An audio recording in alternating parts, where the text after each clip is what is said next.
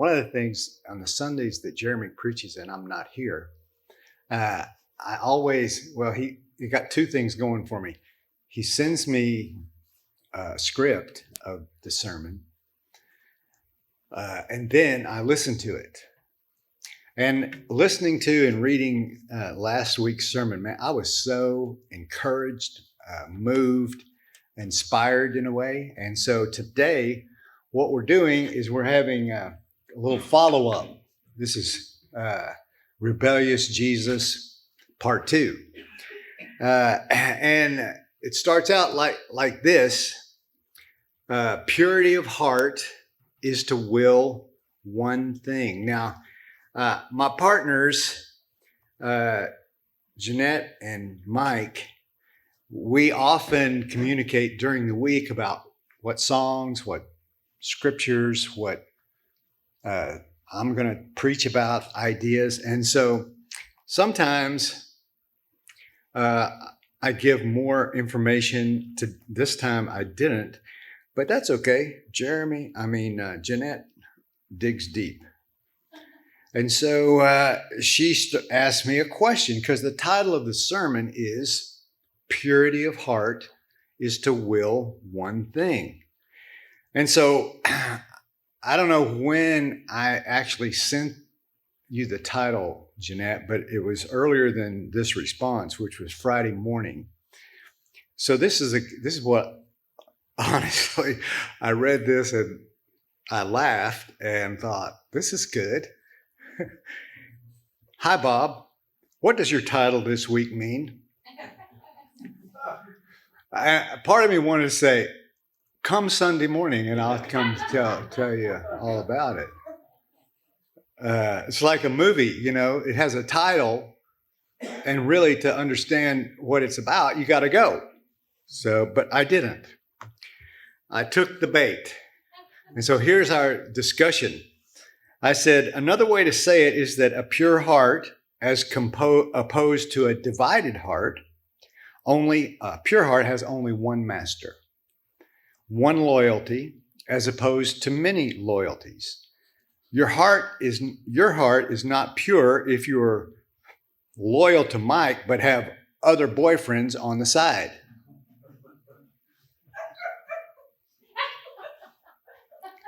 I love Jenny.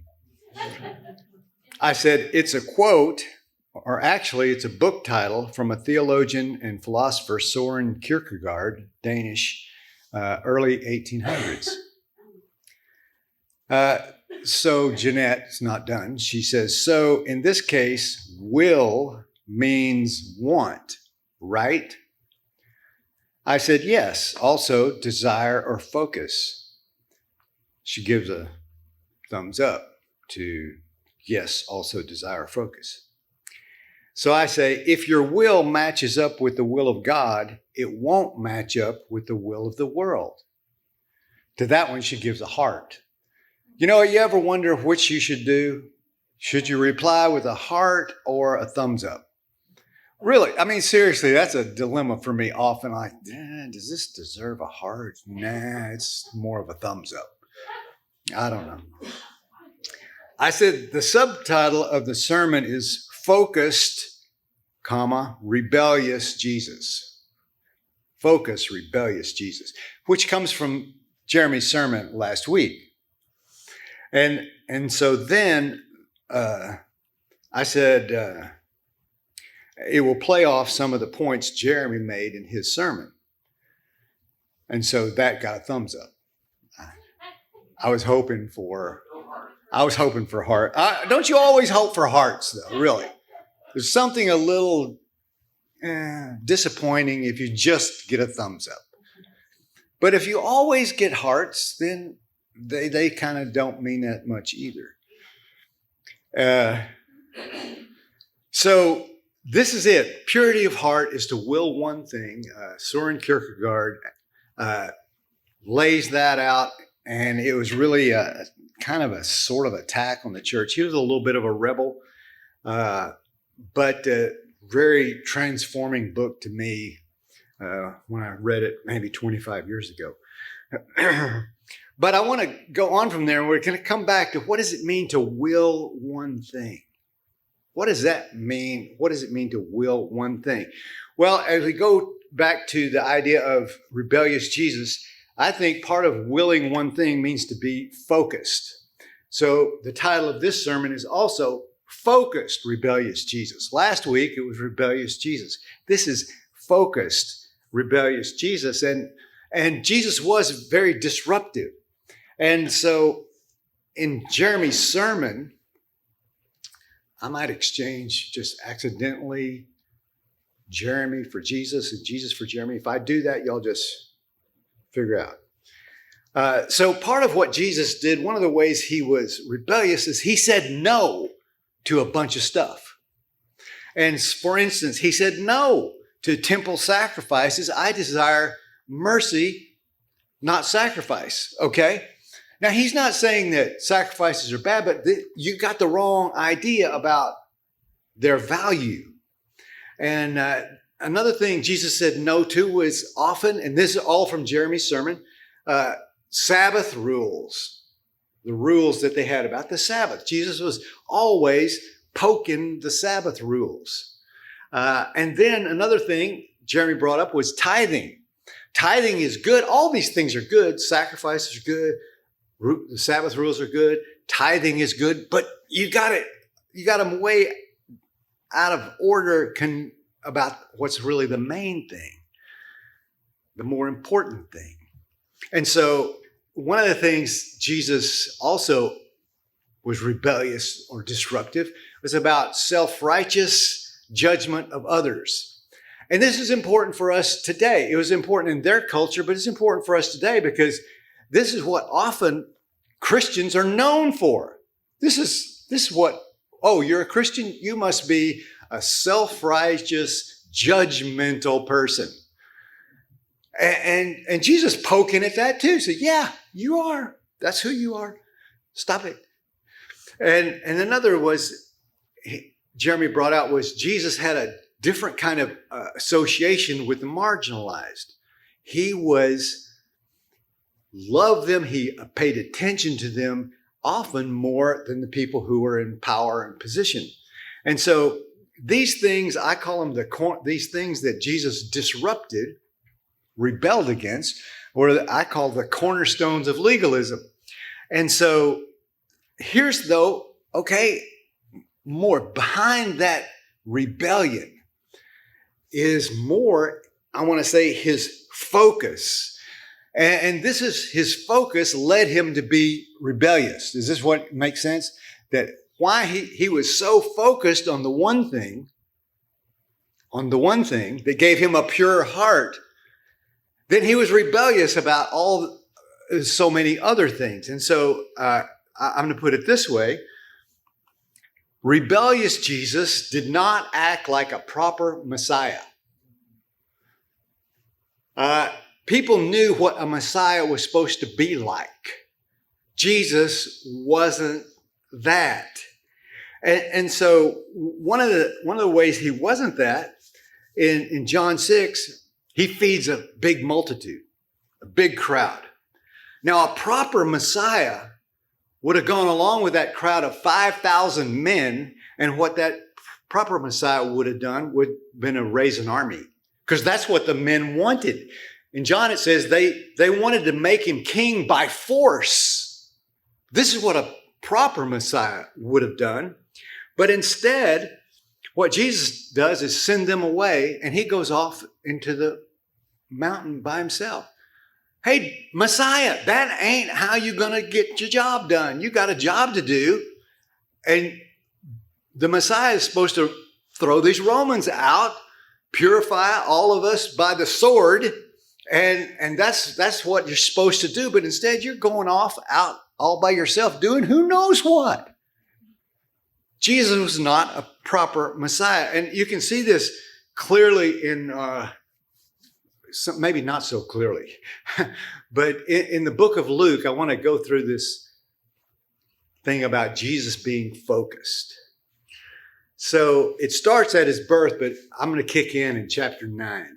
In chapter 9 of Luke, Jesus is on a mountain, We call it the Transfiguration. And Moses and Elijah are with him, along with 3 of his guys who are doing this. Wow, but Jesus is having a conversation. And it tells what the conversation was about. Moses, Elijah, and Jesus are huddling up, talking about his departure. This is what it says, his departure, which he was about to bring to fulfillment at Jerusalem. Jesus was focused on that. He was focused, and the way you can know it is he was focused on Jerusalem. What's going to happen in Jerusalem? Okay, he's going to Jerusalem, and it has this meaning behind it, which is what? You know, what's going to happen in Jerusalem when he gets there? Boom, crucified. And so Jesus, though, the other things that are happening to him in the book of Luke, they're not like random verses. They're not like there are some verses that we'll quote, like, this is my favorite verse. And you could say many of them come from Luke. This is my favorite story. Prodigal son, Good Samaritan. All these things seem to be like this collection of stories. That's not what it's going on. Instead, there is a very obvious, once you see it, you can't unsee it. There's this very obvious thread that goes through all of Luke. And so here we go. Later in chapter 9, he says he resolutely set out for Jerusalem. In chapter 13, he says he was going through towns and villages teaching as he made his way to Jerusalem. In chapter 17, he says on his way to Jerusalem, he healed some lepers, 10 lepers. In chapter 18, he says he told his disciples that they were going to Jerusalem and there he would be killed. In chapter 19, it says he told his disciples to prepare for Passover as they went to Jerusalem. And later in chapter 19, he says as they approached Jerusalem, he wept for the city. And then he began the last week of his life. His whole ministry part of his life was about heading to Jerusalem. He was focused on Jerusalem. He was focused on the reason he showed up. And so he could do this thing he did, being rebellious about, I'm not going to be arguing about Sabbath stuff. I'm going to do good stuff on the Sabbath, but I'm going to Jerusalem because I have a reason to be here. And my reason isn't to argue with you guys. My reason is to go. He's teaching. He's doing a lot of teaching. And sometimes he stops teaching and moves somewhere else and does something else. I'll get to that in just a minute. But the reason Jesus is so focused, and sometimes I'm not focused. One of the reasons I'm not focused is I got so many things going on. And I'm distracted by some of the things that are important, kind of, but maybe not as important. One of the things that I wore in here this morning, a fake championship ring. I'll have to admit, Sally's got it on her hand there. I have to admit, I am often distracted by baseball. Isn't it? But you know what? I can lose my focus over that. What am I focused on? Where is Jesus' focus was on going to Jerusalem because there he was going to do his Father's will. One of the things he talked about in John 5 and 6 was how he's telling the crowds, hey, I don't do this stuff. They're mad at him, first of all, about a Sabbath situation in John 5. And he says, look, I'm not doing this for me. I'm doing this. The only thing I do here is things my Father tells me to do. That's all I'm here. My whole life, I'm doing what my Father tells me to do. The words that come out of my mouth is what he says in John 5. The words that come out of my mouth, they come out of my mouth because my Father put them there. The things I do them because this is what my Father's telling me to do. And the most important thing he's telling me to do is go to Jerusalem. And so here I go. So he's focused. He doesn't have time to jack around. He's got a mission. And so he doesn't lose focus because he's focused on doing his Father's will. Just like the song we just sang, Refiner's Fire. My heart's one desire. This is what the song says. My heart's one desire is to be holy, set apart. This is Jesus. He's focused. My heart's one desire is to do what the Father tells me to do, say what he tells me to say, and I'm headed to Jerusalem. And so he says no to this and no to that and no to another thing. One of the things and one of the reasons he can say no, I have a hard time at times saying no. Especially when people ask me to do something that's good. But, I got 14 good things and enough time to do one or maybe two or maybe three. And then all of a sudden, I'm out of focus. Jesus, this is a phrase I borrowed from another guy. Jesus said no because he'd already said yes. One of the things that starts out his ministry in the Gospel of Mark. So he's healing these people and the crowds are coming. I mean, this is right off the bat in Mark, at Mark 1. So people are coming to Jesus. They're coming to Jesus. They're getting healed. And when the evening comes, there's a long line. And so instead of come back tomorrow, Jesus said, we got to go. And his disciples say, you can't go. We got a whole lot of more people here who want to be healed. Jesus said, we're going. Sometimes the thing that distracts me isn't something bad, but it's actually something good. But Jesus says, we got to go because I have to do these things my Father's telling me. And what he's telling me right now is to go teach other people. And then I'm headed to Jerusalem and I'm going to teach on the way. I got to go. I always hate what the scene might have looked like. So here I am and I'm coming and I've got my dad with me who's about this tall now. And he is sad and lonely and confused. This is how I would describe it. And I want Jesus to heal him. And I'm number 3 in line. And then Jesus says, gotta go. What? No, I brought my dad. You can do it. And Jesus in his mind said, yeah, I could do it, but I gotta go.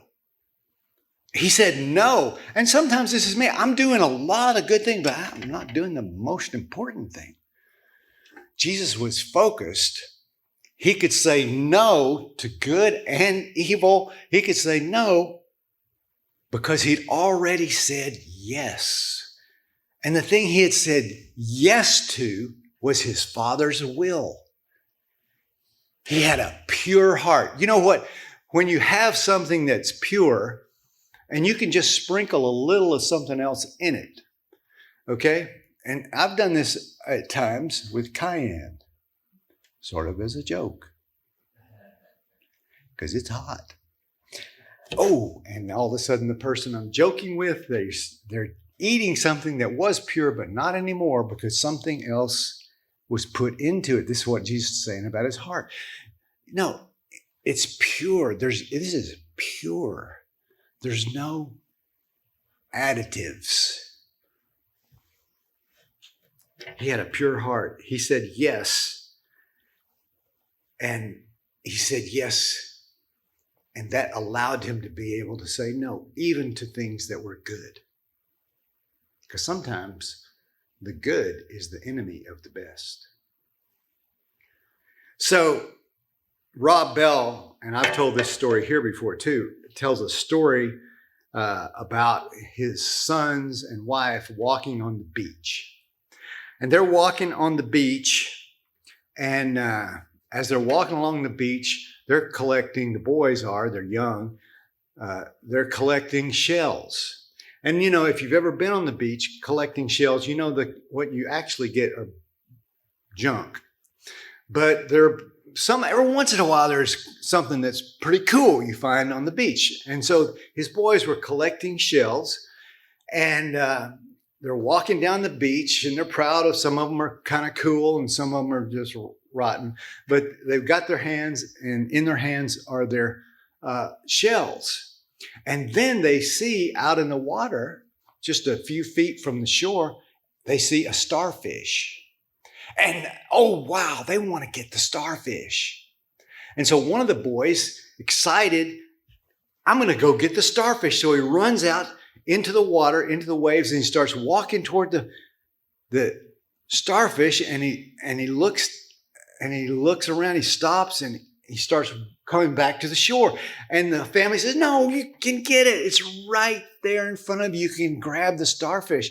And so he makes another run at it. And as he makes this other run at it, he gets to the starfish, and he turns out, and his dad's saying, get the starfish. Why can't you pick up the starfish? And he said, I can't, Dad, because my hands are full of shells. He couldn't get the best because he had his hands full of the good. So I want to ask this question today: what's your starfish? For Paul, his starfish was this: I want to know Christ. Boom, that's it. I want to know Christ. That's a pretty good starfish. Would you drop everything, Lord? He said, yes, I'll leave everything behind. I'll leave everything behind. I'll throw the plaques off my wall. I don't care about any of that stuff anymore. I don't care how I was educated. I don't care where I came from. I only have one thing I care about. Boom. It's I want to know Christ. So I was thinking about, for myself, this is what's my starfish? What's my starfish? So I thought, okay, I want to please God. It's my starfish. I want to wake up every morning, and that be the desire of my heart for that day, is to set apart myself from everything else. I want to please God.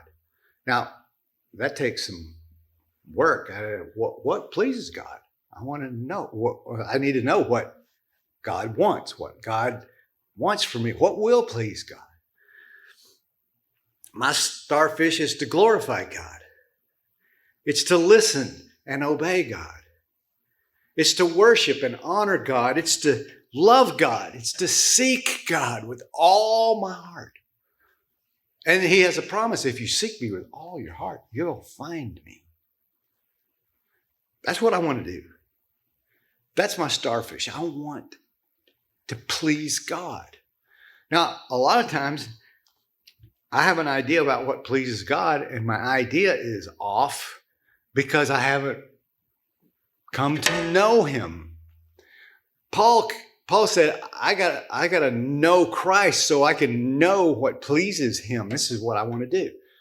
I want to do that. That's my starfish. And the question I ask myself is, so what are the shells in my hands that are holding me back? What is it I'm holding on to that keeps me from being focused on my Jerusalem? Where am I headed? And why am I headed there? Am I like a pinball? Or can I be focused? Now, Jesus did a lot of good things while he was on his way. He taught all the stories we get out of Luke: prodigal son, good Samaritan. Is because he's on his way. But he's on his way here. And in the meantime, he's doing what he does, loving people. But he's got a mission. He's got a goal. What is it? And sometimes I find that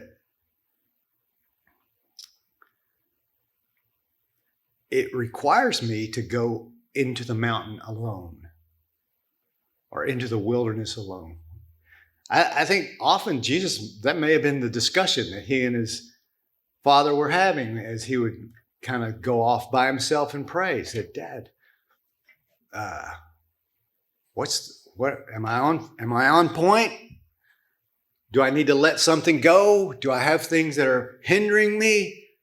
Show me the way to go today. Where am I? I want to please you. Show me the way to go. What is a shell? Maybe this is a valuable shell worth holding on to.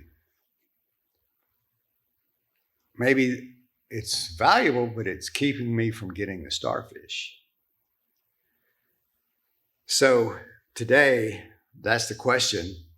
And again, the songs we've sung, well, I always think of this, if I could just do everything I say I'm going to do when I'm singing the songs, man, I would be in good shape if I would just do what the songs that I'm saying out loud, or if I would believe what I say I believe as I sing these songs, that I'd be pretty good. And so this is another one like that. After this song, I'll have a closing thought. Today, when we close, I'm going to drive to Edmond, Oklahoma. Let me tell you, I-35 does not get better when you cross the Red River. I-35 stinks. But I'm headed to Oklahoma.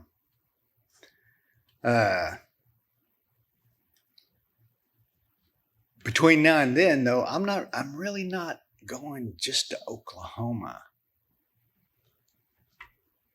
I have a different goal.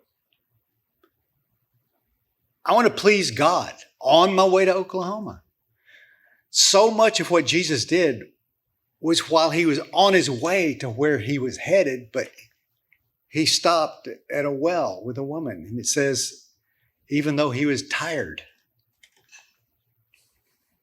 he had parties with both the poor and the rich. He stopped and talked to a dude up in a tree. He answered ridiculous questions that people would ask him while he's on the road. I'm on the road to Oklahoma, but really I'm on the road to Jesus. I want to please God today. That's my starfish. I want to go there. And in this song that we just sang, Cornerstone, there's this part that love it. And so there's going to be this day when Christ shall come with trumpet sound. And in that day, there's going to be judgment. And I'm going to stand before Jesus. And one of the ways I see this is he wants to know if I had a pure heart. And he takes a strain and he pours my heart through the strain, and there's all this junk in it. That my heart wasn't pure. But that's not what he says to me. He says, well done, Bob. You're a good and faithful servant. Or it's the way the song puts it, faultless, stand before the throne. And the thing about Steve's communion thoughts that I thought so well put was, I can't have a pure heart on my own. I can't do it. I need God's mercy, grace, power, and strength, wisdom, courage. I need these things beyond my own self. And the good news is he's given us those things. So today, wherever you're headed, remember, you're really headed to Jerusalem. That's where you're going. You're headed to Jerusalem. And on the way, whatever you do today, please your Father, please God, honor him, listen to him, obey him. like Jesus did. And small as we may be, I believe the world can change. Even on my drive up to Edmond, Oklahoma, God is with me on that road just as well, just as much as He is us sitting right here today. So let's go. We're headed to Jerusalem. Amen.